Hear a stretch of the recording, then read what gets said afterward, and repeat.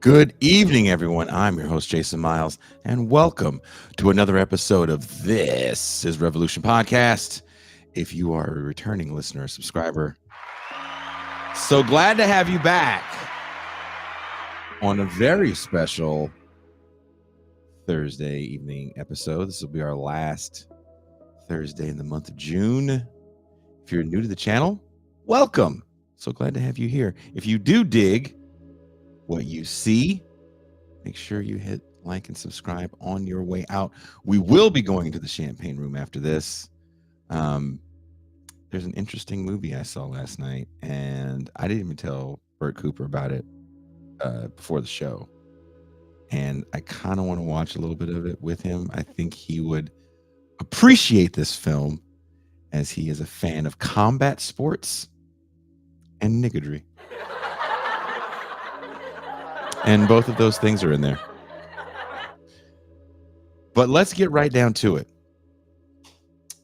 I want to send a very special thank you to everyone that has chosen to watch this stream live. Tonight is the first debate for the 2024 presidential election between Donald Trump and incumbent Joe Biden. Both men have proved to be horrible on major issues: debt forgiveness, homelessness, immigration, and of course, the most glaring issue for many Americans, foreign wars. But tonight, we're not going to watch the debate and critique what will surely be a culture war rhetorical battlefield. Watching two octogenarians who both seem to suffer from various stages of dementia is not my ideal of must watch. Instead, I wanted to reflect on where we are as a country 4 years after, collectively, Americans felt the biggest problem plaguing the country was violent, unchecked, rogue law enforcement and the killing of unarmed Black civilians. May 25th, 2024 went by without much of a peep about the life of George Floyd. It was just 4 years prior that his public execution would ignite the American streets in fiery protests, a clarion call for thousands to head out to express their outrage over not only his killing, but for police misconduct at all. It was bloated police budgets coupled with racist law enforcement that would be the culprit that needed to be either defunded, abolished, made more culturally aware, less racist. But what did we actually end up with? The summer of 2020 saw millions of people taking action in the public square in a demand for police accountability, defunding of police departments, and to call for reforms aimed at dismantling what was seen as systemic oppression faced by Black and marginalized communities. Why now, 4 years later, after this period of protest, has the conversation changed from law enforcement as the problem to law enforcement as the solution? 4 years on, we take a critical look at where post-COVID and George Floyd America stand. Have the promises of reform and justice been fulfilled, or have they been fallen by the wayside? What tangible changes have been made, and what challenges remain? To discuss this with me, I have my very good friend. At this point, this gentleman is like family. Please welcome the one and only New York Times, Atlantic, Current Affairs. There's so many that he writes in. I can't even keep track anymore. Please welcome Bertrand Cooper. Hey, Jason. What's up, superstar? Oh man, I'm excited to be here for this show. This show is a lot of your doing, because you were actually the person that brought this to my attention. I don't remember what we were talking about, but you were the one that said there hasn't even been a Google Doodle. Right? Like that is the lowest possible bar.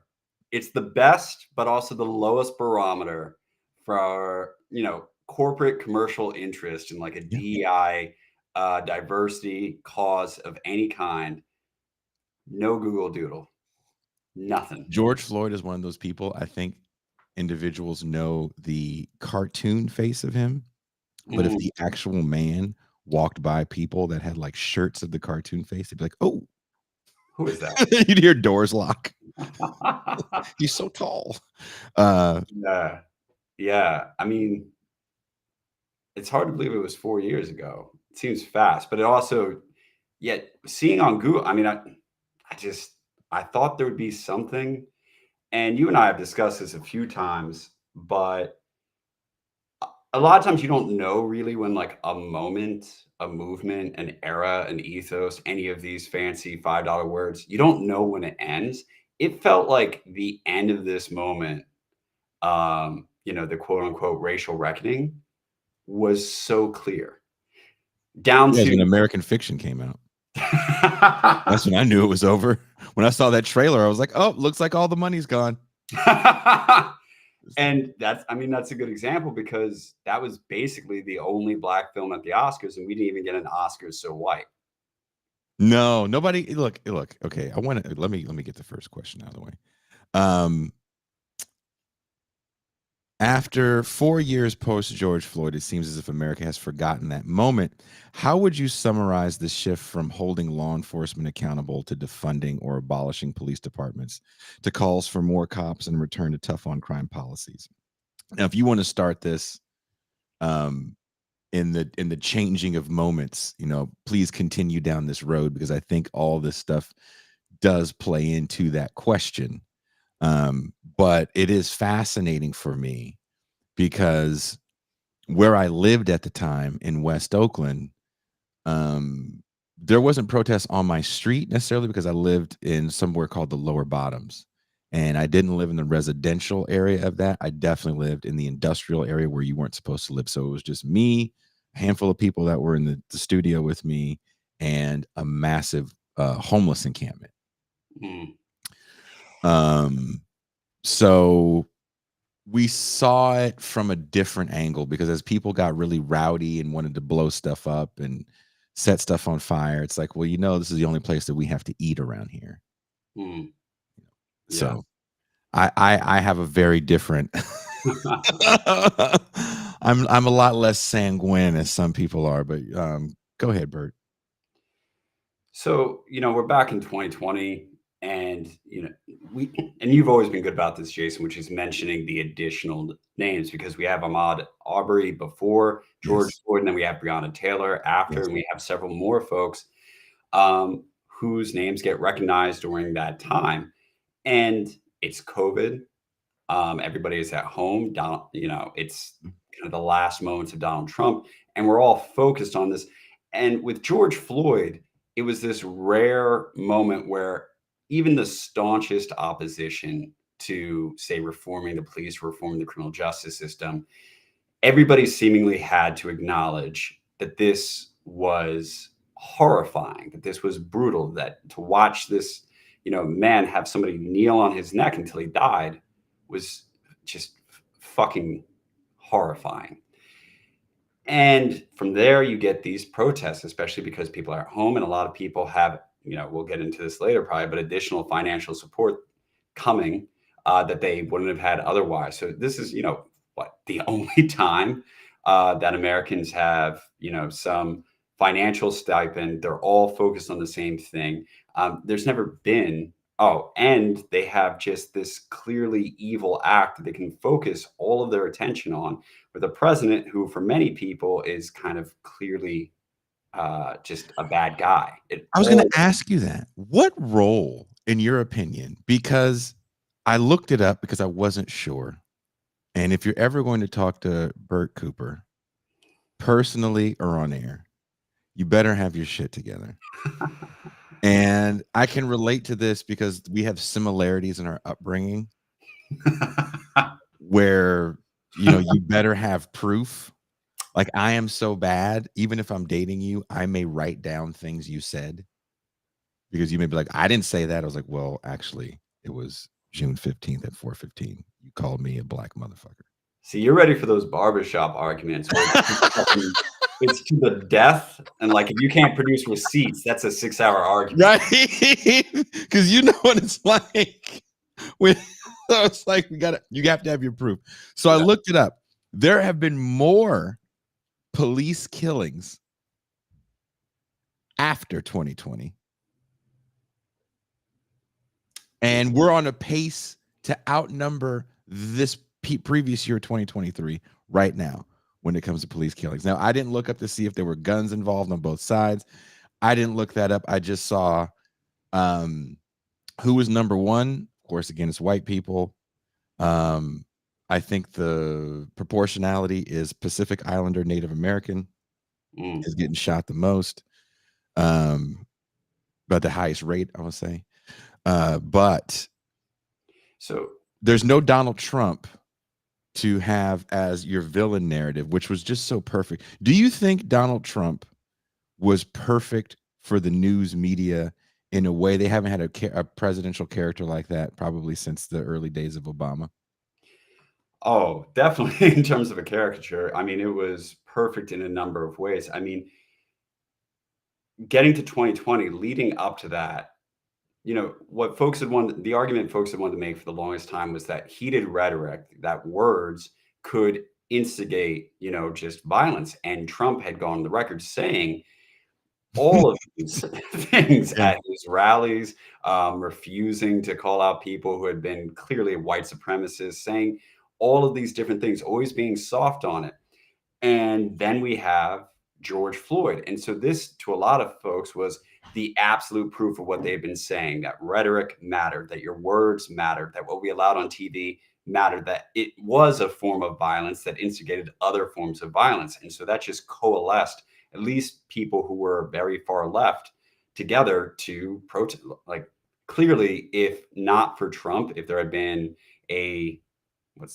there had been a Democrat, somebody that we were supposed to somewhat support, they definitely would have filtered it differently. But Trump being there during the pandemic, during COVID, George Floyd, it all came together just perfectly to be like, okay, we know what the evil is and we know what happens. But that massive kind of agreement and that massive sentiment of empathy it breaks up pretty quickly because, you have this issue where after George Floyd, it's like, okay, what do we do with the public being on our side in these ways? Obviously, Trump still had some of his presidency left. He certainly wasn't looking to upset people who might help him, win again. So he was going to be very soft on police unions, at least as soft as he could be. And the people that you and I have talked about many, many times who have all the speaking platforms for Black America, they wanted to direct that sentiment towards what for many people, including the many Black people, would be the most left positions, which was, abolishing the police. And that was the language that was chosen. At the same time, something that you have already referenced and that you experienced, looting had started happening at some of these protests. Things were getting smashed in. And the people, again, with the platforms were more or less doubling down. There were even people writing, academic treaties like in defense of looting that were circulating around. And basically, there was no alignment on what to do with this mass outpouring of empathy. And all the people with speaking platforms wanted to direct time and attention towards the most left positions that were going to be the hardest to sell. And in the background, and I think this is good for everybody to know, just to kind of lay out, what you're trying to do here. If you're really trying to make a difference for somebody like George Floyd, you have all the identities and all the contexts that come together to, represent this individual. So you have Black poverty, multi-generational poverty in the projects, frequent interactions with the police. How are you going to fix one of these variables? And the thing that people need to understand, they still don't, is that there are 18,000 police departments in the US. 18,000, with, if you're counting all the employees, almost 1 million employees across police departments. If you're only including the people who have the power to arrest, it's like 700,000. Mm-hmm. So for activists, the only way they could get any of those really far left positions to be a national position is to go through the federal government, which then would have to create some sort of system to police 18,000 police departments. It's a massive undertaking. And the energy to do it is in my opinion, is fragmented almost immediately. Almost immediately. So you're saying it would take more bureaucracy? It would take a much more regimented movement. Like, let's say BLM was the movement to pursue that. Well, we know a few years down the road that they weren't managed tightly enough to have any sort of concentrated They effort. could even tell you where their money went. They didn't have a financial board yet. They didn't have those sorts of money managers to have any like I know it's already sounds like a large number, but getting 18,000 police departments where you already have vets, people who have already been trained and hired a certain way to completely redo how they do things. It's a massive undertaking. You know this, as soon as we get to 2021, all we're getting is information about how the homicides are going up. They're all going up. So at the same time that people are pushing abolishing the police and pushing what sounds like just far, far left rhetoric without really any massive management. And don't forget that a lot of the Black people who live in these neighborhoods don't necessarily like the slogan abolish police. They want something done, but they also want to be protected by, drugs, guns, anything happening in that neighborhood. But hasn't that been the problematic paradigm of people that live in poverty since the 90s? That, again, these are forgotten conversations, I feel like. We had a show with Toure. Anything further back than 5 years is going to be a forgotten conversation. There's the world before COVID, Jason, and everything. That's all ancient history now. We were talking about this with Toure a lot because I think underclass ideology is now the new, not the new, but I think I called the show the omnipotence of underclass ideology, because it just never goes away. No matter how much we call it out, it's always there. You can yell at Bill Cosby, and then someone like Ibrahim X. Kendi gives you a new shine on it. But it's the same thing. Now we know how to commodify underclass ideology with things like Afro-pessimism. I said it. Somebody doesn't want to get hired in any University of California college. I dropped out of junior college. Fuck it, man. This is about as good as it's going to get for me, dude. But seriously, living in that area and thinking, if you guys start, I don't have a garage. It's like, if you guys want to start breaking out windows of cars, I have a very high deductible. I'm going to take it out on your ass. And people are like, we don't give a fuck about property damage. And these are the same people that tell you to buy black. It's like, I can't afford it because you busted out my windows, asshole. Now my insurance premium's too high. Yeah, now Yeah, I mean, I really do think the issue is how quickly it fragmented, and that it was so easy as the homicide rate goes up to go straight from increasing homicide rate to homelessness crisis, to drumming up worries about immigrants taking all of the jobs and flooding everything. Like, it just was a moment that really could not be capitalized on. There was no organization that could really drive things. So you do get people trying to put forward these bills. We had the George Floyd Justice and Policing Act. This is one that really was going to have teeth to deal with what I just described, the 18,000 police departments. People may already know this, but this isn't all, like, it's not 18,000 police departments that are all wired together, and anyone who wants to research. Not at all. That doesn't Not at all. Doesn't exist. So this is the bill that would have been really looking to give, federal oversight, Department of Justice, oversight over all these police departments, to keep a database of reports of excessive force, to do all of that. It doesn't pass. We have another bill coming, or that's been put forward by Cori Bush. This is taking it from the other angle. Okay, well, if we're not going to, oversee the police better, since that's kind of stalled, let's actually do the part where we increase, community increase funding, so that you can have a team of, community officers, or people who are specialized. Like, instead of calling the police when somebody's not taking their schizophrenia, medication, their bipolar medication or something, you can call somebody who's actually trained to, That's interesting, because, and I want to ask you about that.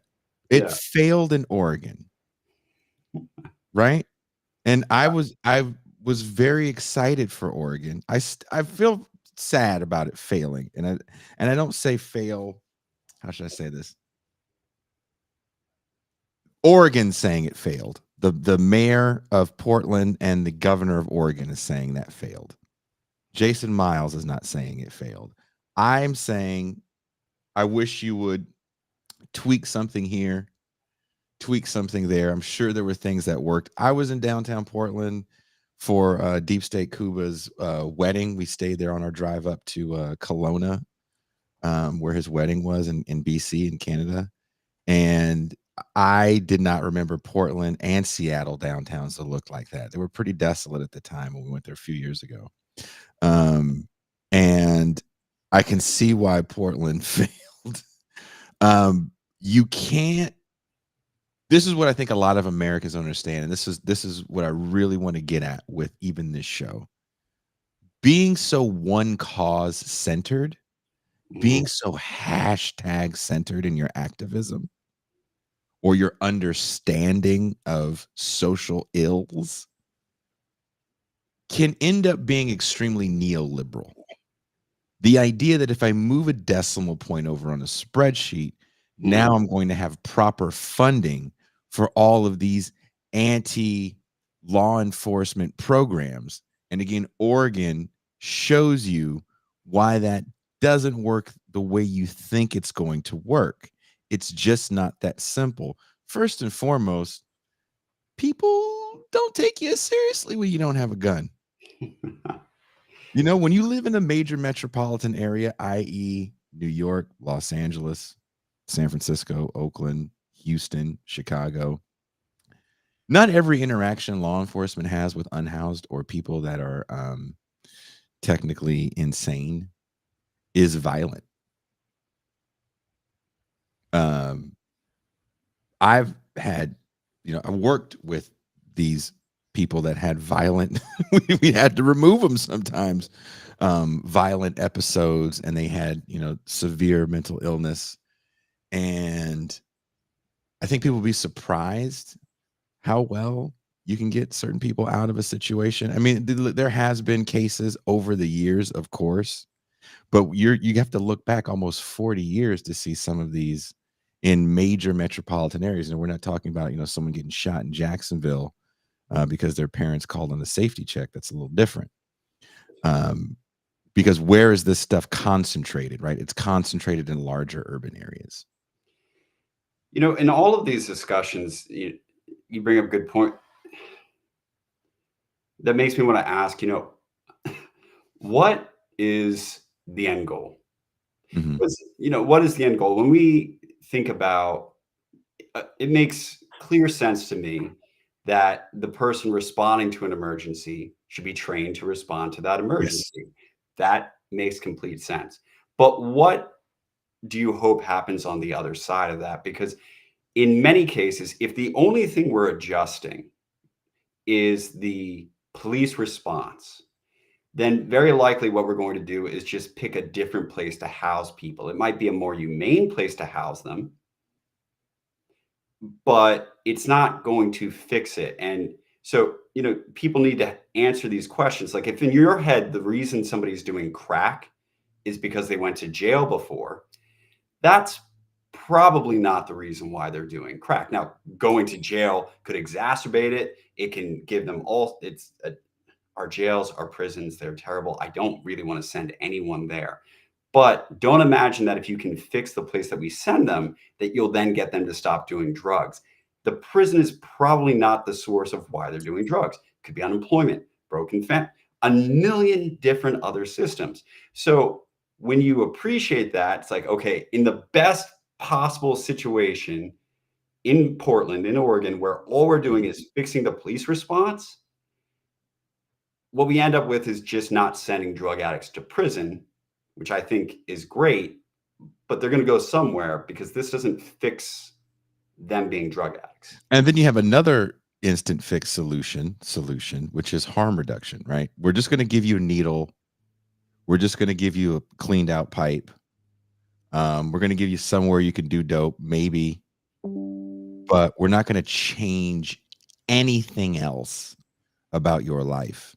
And as people keep kind of pointing to Europe as the success story, that's no longer the case, especially in places like Portugal. Yeah, those things are also extremely difficult. Doing international comparisons, which is not my specialty, but if you were to just like run through international comparisons, Mhm.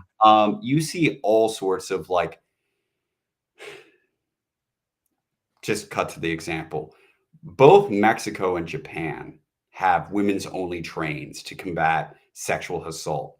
The success rate of the same policy in those two different places is very different. I've never seen the woman-only train. It must be in Mexico City. It's in Mexico City. Okay, I figured as much. That's probably where most of it's happening anyway.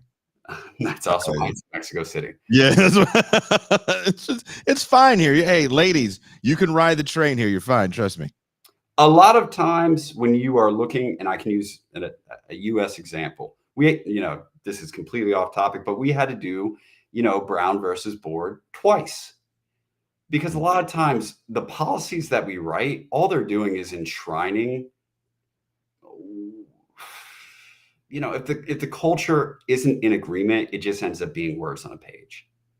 So even though people like to imagine that the policy is all you need to push people in a particular direction, very often, unless the policy is happening at the same time as some sort of culture shift and a whole host of other programs, like honestly, if somebody made me czar of Oregon, I wouldn't know how many things we have to turn to reduce, homelessness or drug use there. I really wouldn't know. Mhm. Well, it takes time, right?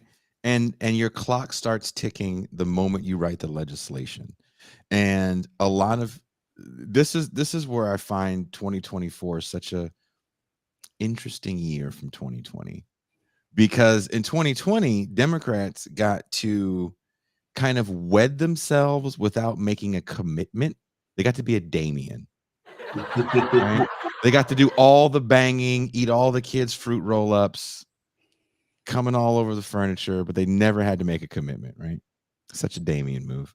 And there was this fear of encroaching fascism because of the Trump Republicans.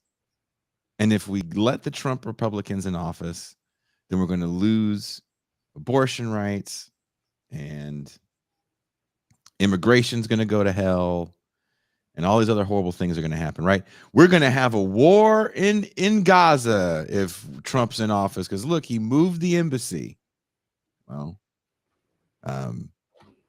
we see what's going on now with Joe Biden, and he can't pull a Ronald Reagan and make a phone call and make him stop bombing the hell out of innocent people. So Democrats got to wed themselves to a fear that I don't know if it exists. Even in 2020 and the lead up to 2020, there was a right-wing investment in getting black voters to get off the plantation. If you remember that turning points phrase that they had, the plantation was the Democratic Party, by the way. And reinforce the notion, not the notion, but the fact that the Democrats originally were like the Klan in the 1800s. Which is also the same time when Republicans were the party of free public schools. So yeah, things change. You have to be like, okay, I get it. It's 1800s. Where are you guys now? Are you freeing slaves again? Is that and that was the whole thing to kind of reinforce this idea that, oh no, it is the Republican Party that freed you from your chains. You must leave the plantation of the Democratic Party. And there was an article in, I think, USA Today about black voters leaving the Democratic Party. Yeah, I mean, it went up a few percentage points where it's like 18% of black folks right now say that they would vote for Trump. It's split slightly across gender, where I want to say it's like 1 out of 5 black males say that they would vote for Trump if the election was today. Okay. Interesting. 20%. 20%. It's not nothing. I mean, it means you could basically go to any party where there's like 30 black people, and you're going to get a few Trump voters, which is interesting. I think it feels more like that Chris Catrone thing where it's like, why not Trump? I'm just asking questions. You know, Joe Biden didn't fix it. I'd be interested in your opinion on this, because, you know, what's been crazy about the beginning of 2024 for me, and really the end of 2023, is that people waited until like the very, very, very end to kind of admit a loss, to admit that things weren't going well in terms of the racial reckoning. Right when like the election's about to happen, it's like, it seems like it would have been better to admit it wasn't going well in 2021. That seems like it would have been a good time to say something. And, you know, I think about this sometimes, but it's like, when it comes to policy, I don't have a really elegant way of framing this yet, but say it like an N-word. Worse, like, how do I put it? Worse than a bad solution is pretending that you actually solved anything, like that you even tried. It's worse. Had you tried to solve something and it failed, we'd at least have data. Oh, that shit doesn't work. But when people just act as if they solved something, now we get fucking nothing. Now, not only is it not solved, but even if we attempt to solve it, we have to have an argument about whether or not, oh, were the initiatives in Portland really well funded? Blah, blah, blah, blah, blah. Now we have to retry shit. We learned nothing. And you have to reconvince people that actually that whole time we were doing a victory lap, nothing actually happened. It creates so much more work. And, you know, it's wild to think about 2020, 2021, 2022, because if you had listened to basically anything being put out there, people really were acting like we were heading in a certain direction. People were saying the post George Floyd era. People have heard me say this a million times, but, you know, Ibram X. Kendi, a few years before that, 2020, at the top of 2020, he's declaring us in the third great Black Renaissance of art. Like, there were so many people saying that everything. Why did Kendrick drop an album? Is that why? Damn came out. He basically wrote the opposite of my essay in Current Affairs. He said, "See all these black faces? We did it." That's the timepiece. And, you know, people, if you and I were to go and talk to anyone, they would assume tons of stuff must have been done in response to George Floyd. It's only now that people are doing this tabulation that's like, well, actually, neither the bill to reform police tactics nor to fund alternatives has passed yet. So we don't have that. There are several states who are trying to make it harder to enforce body cams or to even film the police. There's a bunch of places where, because of homelessness and housing crisis, issues with drugs, policies that were supposed to be, you know, harm reduction, but were they properly funded? Were they properly trained? Were they getting the people they needed? We don't know. All we know is that people saw their neighborhoods decline. All of this stuff is happening, but the newspapers, the magazines, and everything you were seeing on TV was as if we were going in some positive direction. So you and I talking to somebody, they're going to assume a bunch of shit was done in response to George Floyd. If for no other reason, then their TV looks different. Disney looks a lot blacker than they remember before George Floyd. Something must have fucking happened. There's a black Captain America. There's a black Captain America. So something black on Disney, and he was doing black shit. Yeah, and we have the tabulations now. Like, it's not nothing. The U.S. is a huge population, you know, 330 million people, but the rate of people going to a protest that was Black Lives Matter, and you can be sure that they're going to say, yes, they went to a Black Lives Matter protest if they went to a George Floyd protest. Like, in everybody's head, they're synonymous. It was 7%. 7% of Americans, according to Pew, had gone to one of those protests. You know, a hefty percentage out of that were invited by a friend or just want to be a part of a movement, and they're not actively participating in any sort of organizing or any sort of getting involved in politics, nonprofits, none of that. So the actual number of people participating in protests is probably smaller than we thought. We directed a ton of the fucking empathy not into, we've got to get these bills passed. We need these massive sweeping bills. That's the only way to police 18,000 police departments. We were happy spending that political currency on television, on book But deals. were we really trying to fix police? Or were we trying to fix poverty? Or did we see fixing police as fixing poverty? And I'll add this. Do you believe, because of that thing that is part of the TIR ethos, Black power succeeded culturally where it failed politically, that Yeah. it is in the cultural realm that some people only see victory? And I will say this to add to a certain paradigm shifts. I do think conversations on the whole around law enforcement definitely change during George Floyd in a way that never happened with Trayvon Martin. I would agree with that. I would say the big thing that we're dealing with here, especially because this is a phenomenon that almost all of us have to understand through polls. We can't meet everyone in America. So it's always like, what percentage of Americans think that the police departments need to be fixed? What percentage think that this needs to be the top thing that we're fixing in this election? It's all going through polls. Mhm. Anyone who's been involved with sociology at all knows that there is always a huge gap between what people are okay with or what they desire and what they're willing to take action for or spend money on. Vastly different. So every time I'll hop over to the environment for a second. There was a famous survey for that. The number of Americans who said that they think we should do something about the environment was crazy high, upwards of 70%, I want to say. The number of Americans who said they'd be okay with their taxes going up even $100 to support environmental efforts, very small. Very fucking small. So we And continue to recycle and complain about paper straws. absolutely. And because the survey companies themselves, I mean, I love, everybody's heard me say Pew, they've heard me say Gallup, they've heard me say all these names. But at this point, all of those research centers have little widgets on their pages so that with one click, you can just send the stat that you like straight to fucking Twitter. So all of them are kind of in the same circuit as the news. They need your clicks. They need your attention to fund this whole enterprise. So they're very comfortable publishing these statistics that make it seem like, well, what's happening? If 70% of Americans feel this way, why isn't it getting done? Because they still don't vote. That's why. They still don't go into politics. They're still not doing all that much civically.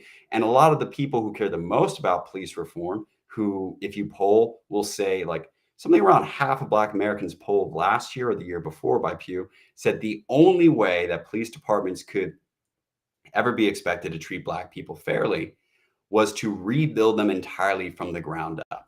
Let's say they're willing to take action to do that. Mhm. It's an underpowered group. Black Americans are a true minority. They don't have the voting power to just force these things through. So the moment people's attention gets diffused to other things, you and I have gone through the list, but after, homicide, uh, homelessness, drugs, drumming up stuff about immigrants, we get the Ukraine war or the invasion of the Ukraine, it just keeps coming. So at this point, when you start polling people, even when you're polling Black folks, it's just police and criminal justice reform has dropped lower. But to your earlier question, was all this about police reform or was it all about poverty? I think the way a lot of the social justice minded groups positioned it was always like we needed a suite of all of these things to happen. And I just don't think people were tracking very well that they weren't making progress in very many areas. I mean, I think Ibram X. Kendi's career is really an example of how these in most of it, where it's like, all right, a few years have gone by. What do you got done? Actually, all the money vanished and people stopped donating to me really any large sums like a year and a half ago. And I just I didn't sound the alarm bells about that. Okay. So Kendi's interesting, right? Let's go down the list of some of the interesting things that happen. Do you remember Moms for Housing? I vaguely remember Moms for Housing. Right? For me, this happened literally down the street, on the residential side of Wood Street where I lived. But there were these homes that Caltrans owns from the Bay. Oh no, I think they own a bunch down south by you.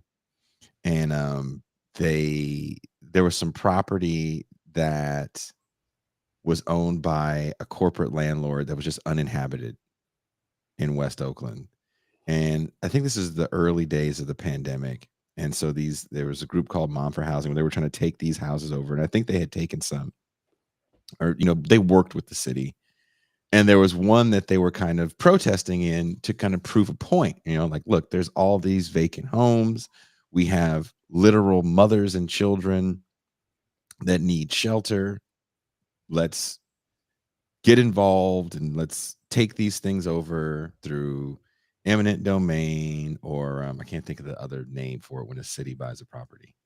But also cities have to have money to be able to buy those properties, right? Cities can't print money.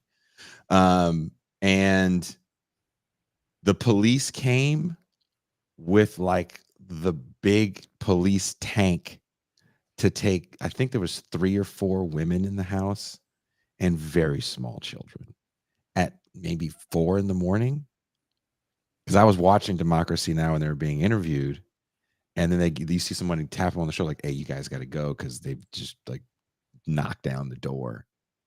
And people took pictures of it. It was all over the news. The corporation tried to make a deal with the women, like, okay, well, fuck it. If you guys just chill out, we'll let you stay there for a couple months. And eventually they make a deal where the city got it and they were able to stay there. And it was kind of like, okay, they win. There wasn't much more about that. And then in Southern California, where you are, something similar happened because Caltrans owns a bunch of property around an area that they were supposed to build a freeway that never got built. So a similar group was taking over a bunch of properties, and they started kind of like taking them over without going through all the steps. And sheriffs came in and just started just throwing these people out, and there was no noise about it. There was no protest. There was nothing. And I talk about this a lot on the show because I really believe that we are so influenced by the images that we see, and we try to act like we're not. I think for myself. It's like, do you? Because all this stuff is happening on a stream. I saw it on somebody's live stream. It was in certain parts of the news. It just, for whatever reason, it didn't move the needle, and it almost felt like we gave you your one story, and now you people are just doing too much.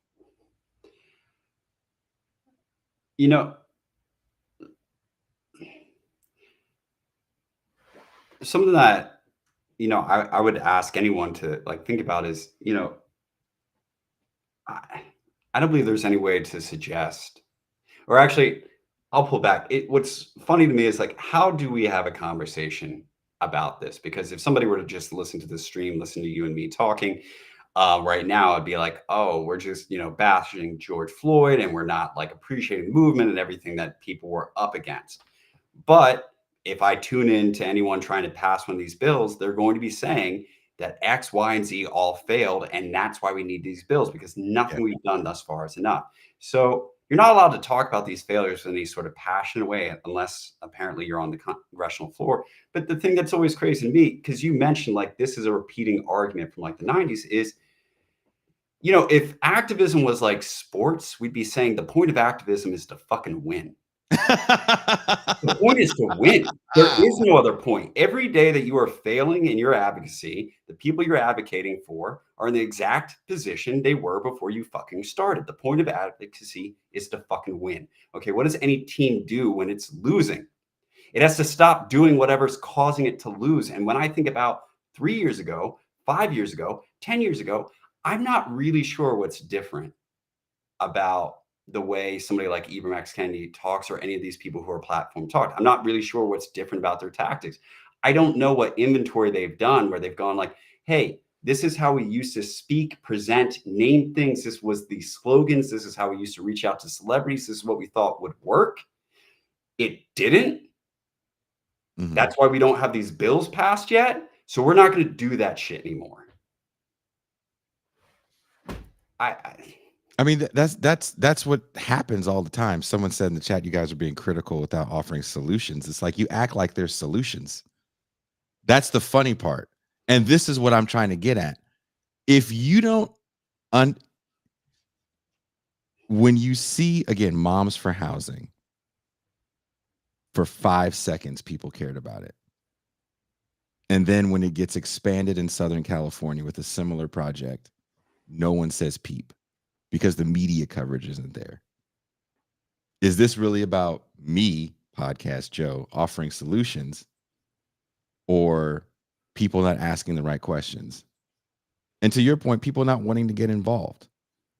I mean, getting involved looks extremely different in 2024 than it does in 1964. There are a lot of instances where I would applaud someone, like if you skipped a meal to go and protest, to sign, to collect stuff, that was the most you could do and you did it, I fucking applaud you. I get it.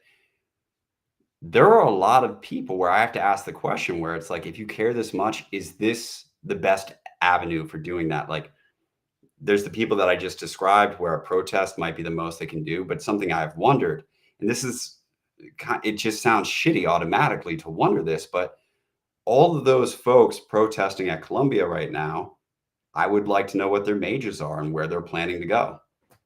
I would like to know what occupations they're going into. Because for the most part, these are, local neighbor, I'll say in this, hypothetical, local neighborhood moms who might get together to have some sort of fundraiser or whatever. They probably have much more limited options. But if you're at Columbia, you probably have a pretty far array of options. And it's like, where's the 16 folks all making a pact that they're just going to stay in New York and go into like civil service? Go be lawyers. Again, I'll never forget. I'll never forget having Fred Hampton's lawyers on, and I asked him off air. I said, "Do you think that this would ever happen again? Like, you guys be able to leave the East Coast, go to Chicago because you feel like you want to be part of a movement and be lawyers for the most part for free." For the weathermen, like the Black Panthers, and he looks at me and he goes, no, because student loan debt. They didn't have student loan debt.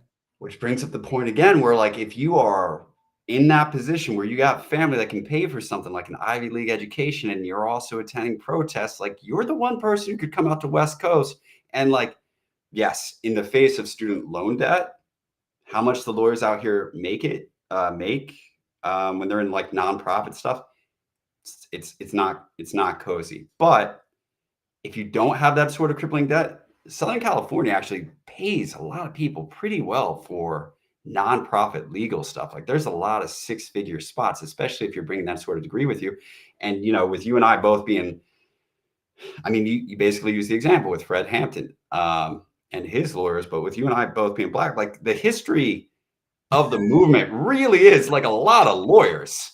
It's a lot of lawyers. That's a lot in like the 30s and 40s. It's a bunch of Black lawyers in the 30s and 40s.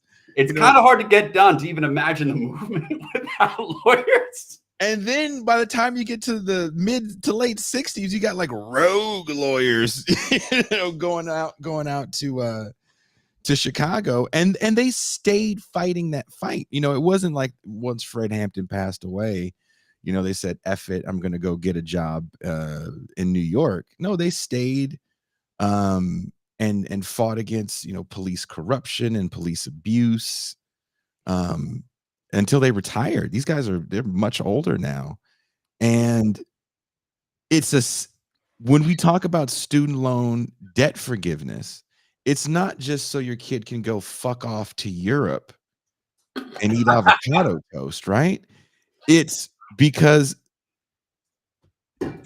with affordable and free universities, you get the Bernie Sanderses of the world.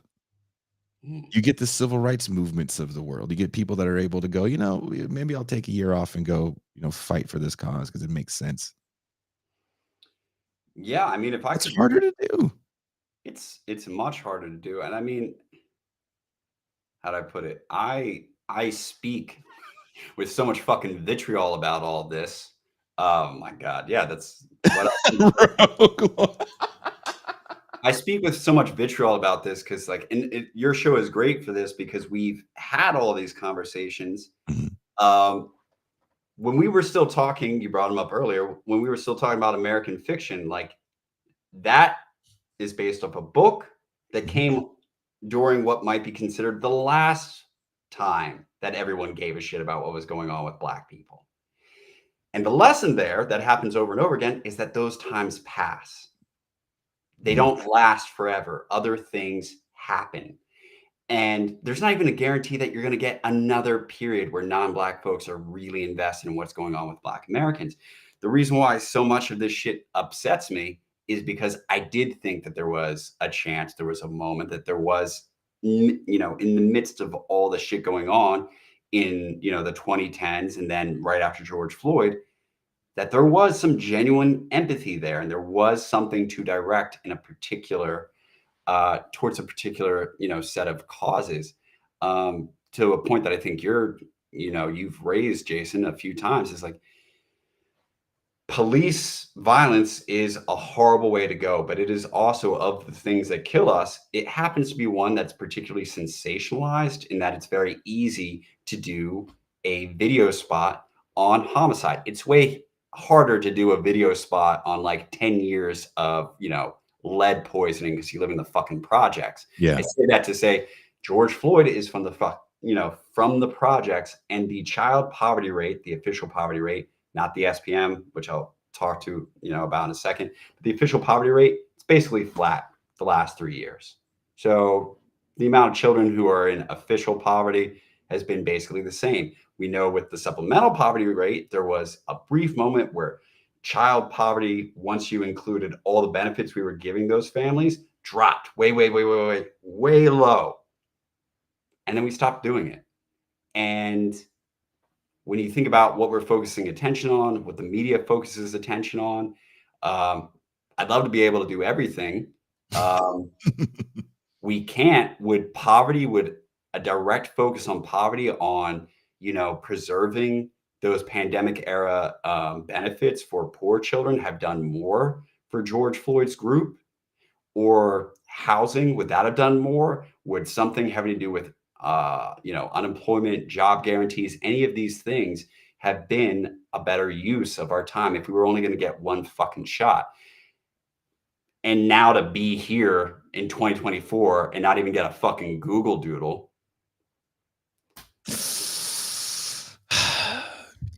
I think a lot of us were sitting like this, perked up in our chairs when after George Floyd, which was a bridge too far, because for me a bridge too far was Philando Castile. That was like, oof. That was one of the most horrific things I've ever seen with my eyes. And the world didn't burn. Even that city didn't burn like it did for Floyd. And Floyd happens, and everyone's kind of on board for the failure of the federal government's response during the early days of the pandemic. But it also feels like, because things like masking became partisan, any movement just got crushed with the partisanness of masking. It's like, oh, now I got to be on a certain side because, I don't want to get my elderly in-laws sick. Yeah. I mean, you already know that's just the audience because they see me as the sixth man on here so many fucking times. At each juncture, I would prefer for the progressive leftist policy to be the one that took off. But in my opinion, just thinking about ordinary fucking people who are hearing these policies, I don't think any of them was properly marketed to folks. I don't think it had the correct leadership to get any of it done at any point. Each of those things becoming partisan was a massive loss. Each one, whether it was masking, COVID, looting, the homicides, the fact that briefly we were seeing this. Again, news doesn't get as much implication as it deserves for fucking shit up for the rest of us. But the news briefly focusing without much context on a spat of Black homeless folks who were engaging in hate crimes against Asian folks, and then there Oh was yeah, a bunch of yeah. coverage that became a partisan wedge. You get affirmative action, even the way people discuss that, which I ended up being on the opposing side for, because I mean, even leading into my segment, they were saying this is going to hurt poor folks the most. And I'm like, Black poor folks have not been well served by your previous policy. Are you out of your fucking mind?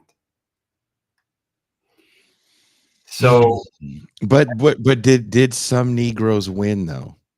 oh, That- yeah. Come on, man. Look, Has there ever been one of these where some Negroes didn't win? I feel like some Negroes won, and I feel like the Negroes that won is out there with the banners. You know, we need to fight more for our. I think some people definitely won, that we have created these little oases have been created where certain how do I put it? If you have the right means and the right education, and travel is an option for you if you weren't already born there, there are certain little enclaves and industries in liberal cities and liberal industries where you can place yourself, and it's still 2015. 2015 forever, baby. It's like Coach just dropped. It's like never fucking ended. And those people will be all right. I mean, does Netflix get to back out of its, deal with Kendi? I don't know. Can they take back the money they gave him? I doubt it. I think they are. Yeah. So He had his mea culpa not too long ago. yeah, I read in the Times, and it was crazy because throughout that whole thing, even though they gave him multiple chances, he just kept asserting that he deals with criticism from people. It just so happens to be in private. And it's like he couldn't name a single public criticism of him that he was like, okay, that person who said that out in public was right. He just said he accepts criticisms sometimes in private where none of us can see.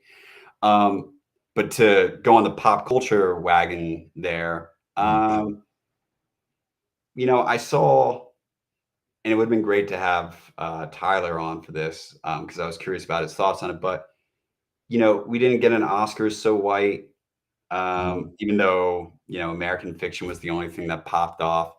And now there's plans to do Everett's new book, James, which, Tyler was a big fan of, which for anyone who doesn't know is like, James is nigga Jim, from Huck. from Huck. Okay. Yeah, Look, yeah. I was out. Okay, go ahead. Go finish, please. That has been picked up already to be written by Taika Waititi and Steven Spielberg in some way. And something about it, can't prove it. This is one of those things where it's like, this is just the instinct from having floated around for a while. I think we're going back to like it's going to be like Lee Daniels films. Like to your point about 2001, Lee Daniels had that moment after he did Precious, right? Where everyone was like, Lee Daniels is the most important filmmaker of our time. And then he does Monsters Ball, and everyone gets all excited because Halle Berry got the business given to her by Billy Bob. And like, Lee Daniels does it again with another moving portrayal of Black life. Exactly. I think we've gone back to where Black people are going to be slotted into the prestige film category. I think we're going back to that. What's this? Oh yeah, no. Ken says defund in Minneapolis is more complex than you know. Actually, we do know the complexities as we've covered them on this show with reporters on the ground. It was required to put forth a referendum at the same time a vote on whether to give the mayor more power. North Minneapolis, I guess that's St. Paul, and South did not support. Maybe this Minneapolis' abbreviation. I don't know. I'm not from there, but I know that. But it did lose. Just kidding. But no, the referendum did lose. There is, I guess people said there was a lot of misinformation also with the voting. All of that being said, we have to agree that the messaging wasn't all that great. And if we really want to talk about Minneapolis, before even that referendum, I remember when the city council was like, we're going to abolish all police. Everyone was like, yay. And they were like, well, about that. Yeah, I don't know how this is going to cut, but right now, I want to say this was a brief from Marketing Insights Canvas 8, or one of the people who works there, but gun sales for Hispanics going way up, really, really going up. What is that like? When I say this in terms of complexity, it's like a lot of times when you want to do something about criminal justice reform, there will be people who are also like, we need to police how many guns are on the street. But then you'll have the people you expect to vote for what you want who are now really interested in guns. So what do you do there? Mm-hmm. The complexity of these issues is exactly why I'm saying, and what I think you've said before is like, yeah, that's why it would take like this outrageous, concentrated effort, prolonged Is the several years. This is the thing. This is my whole thing in a nutshell. You can critique this stuff with the understanding that I don't want it to go away. Right? I understand stuff failed in Oregon. I don't want it to go away because there's positives to that stuff that failed as well. And we need to focus on what worked. Can we tweak what worked? But we can't tweak what worked because we have a very short clock we operate on because everyone's on 4-year cycles. So you have to get this shit that's taken decades to degenerate, and you have to get it done in 4 years. And let's also talk about the fact that we live in a world right now, in an on-time world, where anything I want, I can get in a day. Change works the same way. It's not like all of a sudden people have patience. So 1992 doesn't happen in LA because Rodney King got his ass whooped.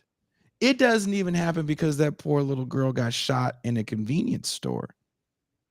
1992 starts in 1964.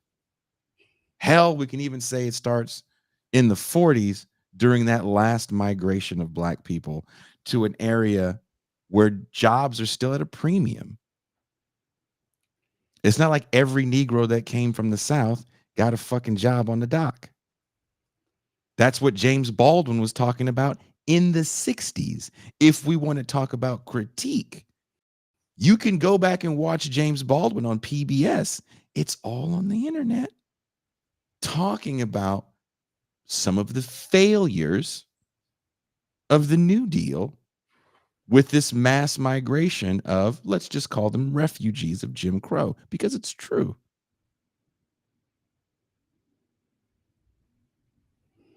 $1992 doesn't start in 1991, right? Those riots don't start there. And even when the anniversary came up, I hit up a journalist friend of mine and said, hey, I did this thing on the riots and maybe we can come on and talk about the riots on your show. She was like, nah, I'm not even going to talk about that. No one's really talking about the riots. I was like, oh, well, it's good to know no one gives a shit. As you know, there was, I'd come in contact with this writer, Joseph Earl Thomas. I was going to be interviewing him for his debut novel, which just came out, God Bless You, Otis Spunkmeyer. But a year prior, he wrote his memoir. Me and him are pretty close to the same age, and he's out of Philadelphia. And this memoir is one of the most accurate depictions like that I have ever seen of poverty in prose and the people that are produced by that. And just, he is so explicit in describing the ugliness that honestly, Jason, it's at the level where it's like, this is what it was kind of like when I was at that homeless shelter. Mm-hmm. Like, he doesn't try to hide it at all. And I sincerely, anyone who's interested in these issues, I'd recommend that book too, just so that they understand it. But I bring this up to say, like, so many of the people involved in policy, I wish I could make them read something like that so that you could see these multi-generations of people who have been shaped in this particular way. These are their resources. This is what they're dealing with. This is the horror that they're experiencing. Because the poverty stats that you and I go through, people can sort of understand. It doesn't really paint the picture. It doesn't really paint the picture. And to your point about it doesn't start in 1992, everything that you're reading, like once you really imbibe a great description of what people's ordinary lives are like in that situation, you understand that they look at their grandfather, their grandmother, and they know their life was the same way. Mm-hmm. You understand, like, oh, if it took this many decades to create this, and this is where we're starting from, you'd go back to the drawing board on like 3/4 of the policies you're thinking of. I don't think anyone, I'll jump to like education is one of my examples. Anyone who really read memoirs from people who grew up in like stark poverty over the last 40 years would never think that computers and iPads were the fix. They just wouldn't. You would never imagine that that was going to solve what the issue is, ever. So yeah, to your point, it's almost like talking to you now, aside from the short memories, but it's like media is, the pinhole at the end of the funnel. Yeah. And people just see whatever's on the news and they think responding to that is responding to the issues. And it's just not even close to dealing with everything. I know that this sounds all, fucking nihilistic and whatnot. And I'm not even of the opinion that we couldn't fix some of these things because we've had, periods in history and we have countries right now that do better than us on all of these, different issues that we're naming. So there's room for improvement. It's just kind of hard to imagine how we get there. Like to bring up the leadership problem, like if you want, a crystallization of the leadership problem, it's the debate you were making fun of, like that's one area where we know like, okay, there's no way to do this part as a collective communal, movement. It's literally a guy. And over this whole time, why I'll just throw something out there. It's like George Floyd 2020. If you're taking the long view that you just described, where maybe it takes 10, 15, 20 years to get something done. Well, it seems like you would be working on getting a president who's a bit younger, who can, give you at least 8 years of that trajectory and can do things in Congress and do things with the Supreme Court to start moving you there. But we got nothing. There was no backup to Biden. The frightening realities on the ground of living in 2024.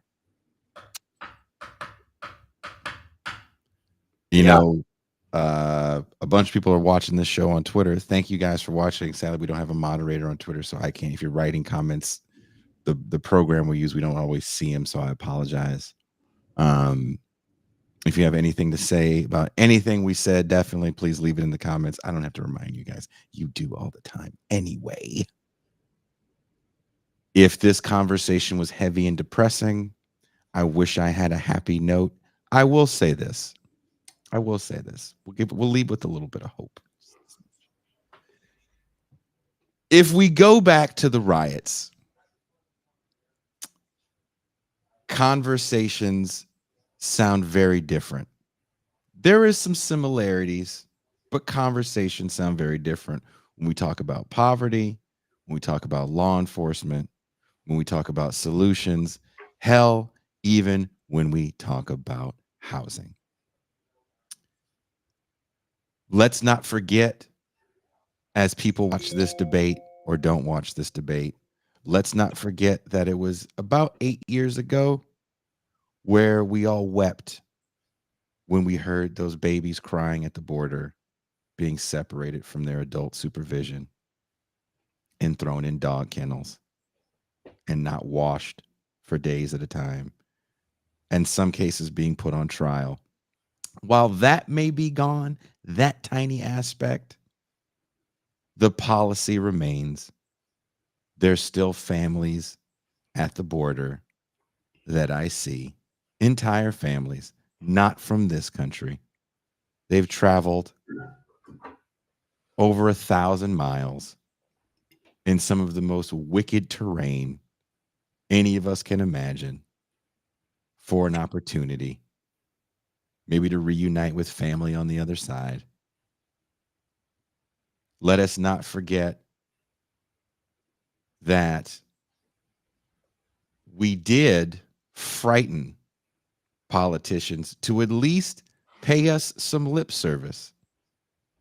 So maybe we are getting there. It'll take more organizing. It'll take more patience, which is something we don't have, sadly.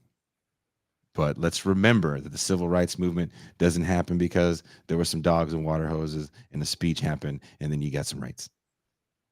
This shit took decades. This shit's going to take decades. Much like my son told me, he said, Daddy, I need you to come here now. I said, son, I live 12 hours away. He said, that's okay, Daddy. I'm patient. So let us have Phoenix-like patience. And on that note, Bert Cooper, will you be joining me in the champagne room, or there's a funny movie I want to show you? Let's do it, man.